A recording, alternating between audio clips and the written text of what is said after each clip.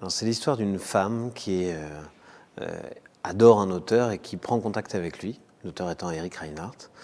Et parce qu'elle s'est reconnue dans l'un de ses livres, elle a envie de lui livrer sa vie. Et on découvre graduellement sa vie. Au début, ça commence de façon merveilleuse, comme une rédemption, l'histoire commence véritablement avec le moment où son mari s'excuse auprès d'elle de l'avoir martyrisée et harcelée. Il dit, voilà, je viens d'écouter une émission de radio dans laquelle je me suis reconnu, il faisait des portraits de harceleurs, et je me suis dit, c'est moi, et c'est inadmissible, comment as-tu pu me supporter? Donc c'est bizarre, ça commence justement de façon lumineuse, et elle s'appuie sur cette révélation du mari pour se dire, mais c'est vrai, pourquoi j'ai supporté ça, au nom de quoi j'ai enduré ça? Et elle part dans les Vosges, alors qu'elle devrait aller faire les courses pour ses enfants, qu'elle a tout un tas de missions d'enseignante, de mère de famille. Elle fait l'école buissonnière et elle va rencontrer un amant pour quelques heures qui vont être absolument exceptionnelles.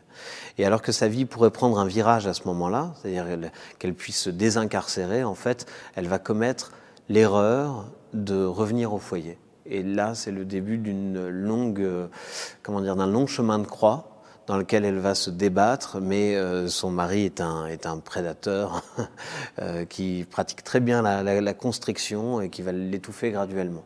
Voilà, donc L'amour et les forêts, c'est l'histoire du combat de cette femme qui tente de s'émanciper de cette emprise perverse. Et bon, je laisse au spectateur la surprise de voir ce qui advient d'elle.